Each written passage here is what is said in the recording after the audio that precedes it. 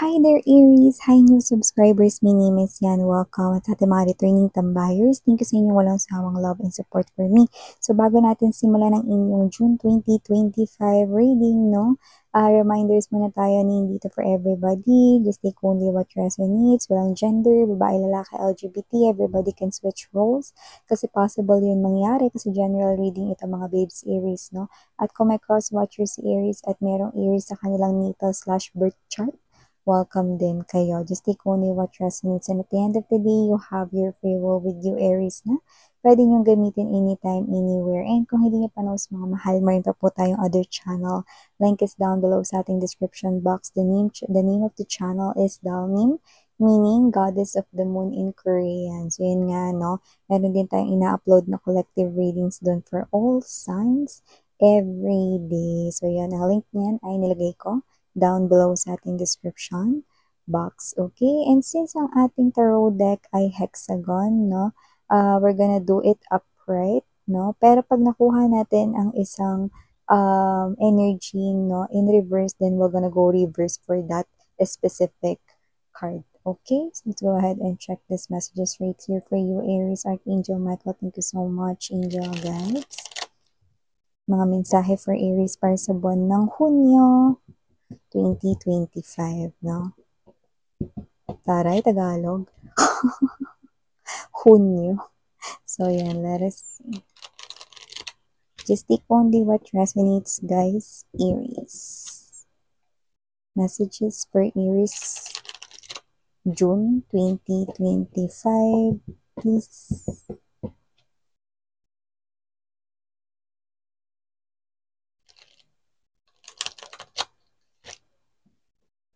Aries.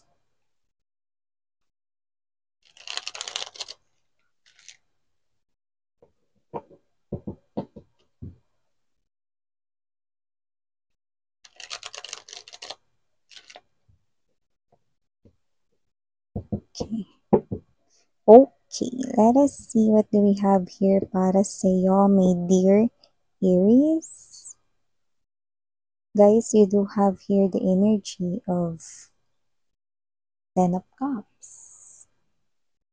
We also have here the energy for you guys, the Knight of Swords. We also have here the Nine of Wands in reverse position. Oh, also have here this Eight of Swords for you, Aries. Nandito din for you, Aries, guys, Page of Cups. Also, we have here this Queen of Cups in reverse. Ooh. We also have here, this is a special message, no? Kaya natin to nakuha bigla. We have here the Five of Swords. Yes, we're gonna put it here. No, it could be connected with this Queen of Cups. So, nalagay natin yan dito. Kita ba? Okay. So, bottom of the deck, we have here the Six of Pentacles. We also have here for you, Aries, the High Priestess. Okay, and the Six of Swords in reverse position. Bottom of the deck.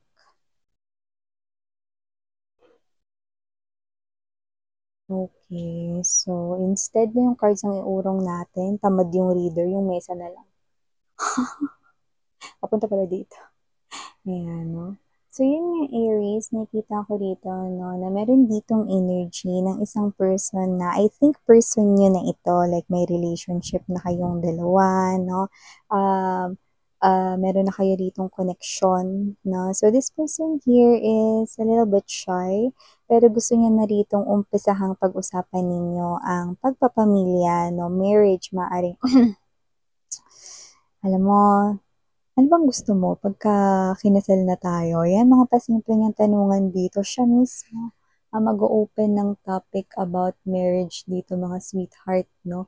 So, yung iba nakikita ko magiging happy dito kasi yung iba matagal na kayo yung nauunang mag-brought up ng marriage, no? But for some reason, nakikita ko dito, no, na yung person mo na yung mag-open up niyan, no? Sa mga darating dito, no, na mga linggo.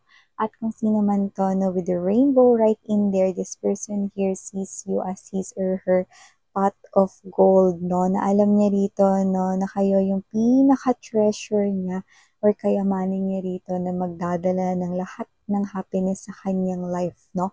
As long as magkasama kayo through thick and thin, through sunny days, stormy days, no? Nakikita nitong person na to ang future niya here with you guys. Kaya ngiting tagumpay kayo dyan. Pero medyo nahihiya lang siya rito dahil hindi niya alam kung paano yan sasabihin dahil alam niya magiging excited kayo dyan. I know. Yan, no? Kita ba ito mga babes? No? Taas na lang natin or ilagay natin dito, no? I know, diba? So, magiging excited kasi kayo dyan. Kaya parang kinakabahan din siyang i-open yan. Okay?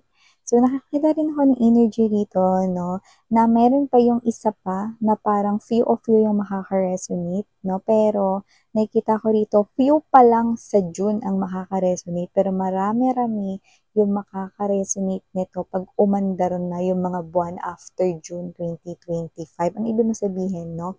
Ito yung message for you guys, no? Meron ditong someone new na darating sa life ninyo and right after seeing you instantly for the first time in forever, like sa unang beses na makikita niya kayo, no, is makikita niya na ang future niya or mai-envision niya ang future niya with you. Yan, no? Wala pa kayong pag-uusap, wala pa kayong encounter, pero pag nakita ka niya, no, mai-envision niya yung future niya here with you. Wow, Aries, that's big word. But that will not remain words because that person will definitely pursue you. Yun ang nakikita natin dito. No? Hindi ko nakikita magpapatumpik-tumpik siya, boom, karaka-raka. Dahil ito yung klase ng energy with the Knight of Swords energy. Gagawa siya ng definite actions, no? Para dyan sa kanyang pangarap, no? Magiging pangarap kanya, no? That's the meaning of the rainbow dun sa ating second message, okay? So, may mga iba pa tayong mensahe for you, Aries, para sa buwan ng Hunyo. Meron ditong energy na maaari ditong magpa-confuse sa'yo. Ang ex mo ay maaaring bumalik dito kapag ka meron ka ng bago. Ibang message na ba yan, Miss Yan? Hindi yan yung dun sa may partner na ikakasal na yung kanina. Yeah, ibang message na to, no? So, dito nakita ko mga babes, no, na maaaring kayo ito na possible na nakaka-move on na kayo, pero meron dito magbabalik at mako-confuse kayo ulit, no? Because that person here is may mga sasabihin siyang hindi mawawala sa isip mo, like, hindi ka nawala sa isip ko, hindi talaga ako tumigil kakaisip sa'yo, Eight of Swords energy, Page of Cups, no? Yun ang sasabihin ng ex mo sa'yo. Kaya ka maguguluhan. So, yung iba, pwedeng wala naman kayong someone new, pero maaaring, alam mo yun, move on ka na sa kanya, tapos ito siya, babalik siya, no? Yung iba naman, pwedeng meron kayong someone new, kaya maaaring ma-confuse din kayo. Yan, no? Or choices in love. Yan. So, nakita ko rito, no, ng energy na ganyan. Another message na tong next kong babanggitin, meron ditong ex na gustong makipag-usap sa inyo, pero ito ay ibang message na ha. Ito yung mga hindi naguguluhan, no? Ito yung mga wala na talagang pagmamahal, no, dyan sa tao na yan, no? With this Queen of Cups energy, we have here the Nine of Wands in reverse position, at ito nga yung konektado, no, yung Five of Swords energy in reverse, no? Ay, naku, miss yan. Hindi na ako makikipagbalikan dyan sa ex na yan. Bakit kamo? Alam mo ba, na yan, ubod yang ng tamad. Ako pa kumikilos sa bahay. Ako nagtatrabaho. Ako na nga yung nagtatrabaho. Ako pa yung naglilinis sa bahay. Yan, no? Or may energy na may trabaho nga yan mismo pero hindi man lang tumulong sa akin yan kapag ka siya ay day off or rest day. Tamad yung tao na yan. Yan. So parang may mga sakripisyo kayong pinagdaanan. At parang iba sa inyo naging miserable yung buhay ninyo na parang kayo to na nawala na yung pagmamahal ninyo at napalitan na rito, no, ng parang pagtalikod sa relasyong ito. So, hindi mo na pagbibigyan itong tao na to, no, dahil ayaw mo na rin, pagod na kayo, no, na ilaban ito. Five of Swords energy in reverse, ayoko nang ilaban yan. Bakit ka mo, miss yan? Dahil niloko lang ako ng tao na yan. Mapa pera, miss yan, mapa pag-ibig, pinagsabay niya pa. No? Paano pinagsabay, Miss Yan? Kasi dito nakita ko, pwedeng itong person na to, no, is niloloko kayo dito sa pera. Kunyari, meron siya ritong hihingin na pera sa inyo, no. Siyempre, pagka kayo ay partner, no, magkatuwang sa buhay, lalo kung mag-asawa kayo, no. Pag nag-open ng tungkol sa pera, tulungan, 'di ba? So, maaaring kayo ito, tumutulong kayo sa kanya, pero nahuli niyo siya rito na kunwari yung kailangan lang niya pala na pera ay 5,000, no, pero yung hiningi sa'yo, 10,000. Ang laki ng kickback niya, no? So, kasi naman tong energy na to, no, yun, no, medyo may pagkamadaya rin siya sa pera, no? Pero yung iba, maaari ring nangyari na may third party na someone else, no? Yun yung nakikita kong games na plinage sa inyo, plus yung third party ay pwedeng mapera. Yan. Yung nakita natin dito, Aries. Kaya pala with the Queen of Cups energy, ayoko na, ubos na ang pag-ibig, Miss Yan. Ako ito na hindi na ako muling magbabalik sa isang katulad niya. Okay, gets ko babes, 103%. No, bakit 103, Miss Yan? No, dahil 3, balanse na kayo rito, and 1, nagsisimula na kayo ng bago sa buhay ninyo. Another message na nakuha natin, we have here the Six of Pentacles energy, the High Priestess right here, no? Libra. Okay. Meron ako nakikita rito mga babes, no, na possible na isa sa mga taong natulungan mo dati, no, dahil natulungan mo siya sa pinansyal. Malaki ang pagtanaw ng utang na loob nitong tao na to sa'yo. Mabuti siya ritong kaibigan or kakilala mo rito, no, pero nakikita ko rito, bakit ka gumanon, Miss Yan? Shh, ba't ka nagsabing, parang sinabi mong silensyo, tahimik, no? Kasi nakita ko rito na maaaring merong taong lumapit sa kanya na pwedeng parehas ninyong kakilala pero hindi mo naman ganun ka-close, no? Na posibleng humihiram sa kanya rito ng pera or whatever, no? Pero maaaring itong natulungan mo way back before is parang hindi siya available to help during that time, no? So, parang siya ito na nagsabi na kung gusto mo, itry mo kay Libra, yan, no? So, parang nabanggit niya yung pangalan mo rito, no? Pero Libra, wag kang mag-yes dyan sa taong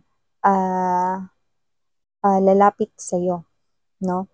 Kasi nakita ko dito, natatangayin lang yan, no, yung pera mo or hindi niya na yan ibabalik, no? Kakilala mo yan, pero hindi kayo close. Pero kung ikaw ito na medyo malakas-lakas yung intuition mo, no, makukutuban mo na hindi niya na ibabalik ng perang hihiramin niya. Para kasi may energy siya rito, sige na, peramin mo na ako, kilala mo naman ako. Tapos gagamit ko siya ng tao dito na, di ba, kilala mo naman si nanay, yung mga ganun, or parang kilala mo naman si tatay. May mga ganun siyang mga babanggitin, no, na parang tinatawag natin yung pakonsensya. Hashtag pakonsensya, Libra, no? So, nakikita, I mean, Pisces, no? Libra ko ng Libra dito. So, maaring you're dealing with Libra right here, no? Or someone na may energy ng Libra rito. Libra is an indication of communication. So, definitely, it's very strong na kakausapin kayo nito, Aries. Pero, shh, okay? Pero pag susinungaling yun, Miss Yan, hindi. Sabihin mo lang, may paggagamitan ka ng pera mo, no? It's safe, and meron ka naman talagang paggagamitan ng pera mo, no? Kaya ka nga nag-iipon dito, but it's in the future pa. Hindi ito klase ng pagdadamot. It's just safekeeping your money because that money will never come back to you if you give it to this person na kakilala mo lamang. Ano, sinasabi ko sa'yo, binabalaan na talaga kita. Okay? Kasi hindi niya na yan ibabalik pa. Pero gagamit siya rito ng mga parang bait or patibong. Gagamit siya rito, Aries, ng mga tao na di ba kilala mo naman si ganito, ganyan, no? Yan, parang sinasabi niya na, kilala mo naman yung ate ko, di ba? Parang may mga ganong klase ng image. O yun na naman, kung kilala ni Aries yung ate mo, be. Yan, no? So, wag kayo rito magpadala sa mga ganyan-ganyan. Okay? So, ito yung mga messages right here for you, Libra, again in your Yana on me. Sarang iyo, love and light. And